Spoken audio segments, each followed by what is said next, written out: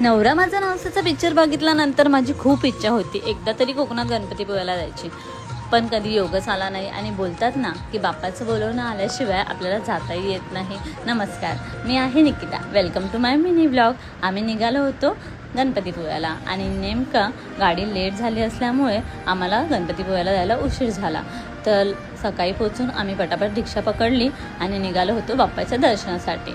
तर गणपतीपुळ्याला आम्ही पोचलो सकाळी आणि त्यानंतर तब्बल 1.5 ते 2 तास लाईनीमध्ये उभं राहून आम्हाला बाप्पाच्या मंदिरामध्ये एंट्री मिळाली.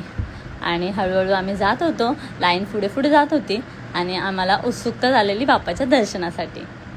अधिपती तू रिद्धी सिद्धीचा दाता, विश्वासाने ठेवतो तुझ्या चरणावर मी माता.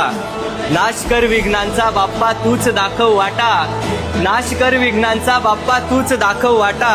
तुझ्या आशीर्वादाने लिहेल मी माझ्या संघर्षाची गाथा.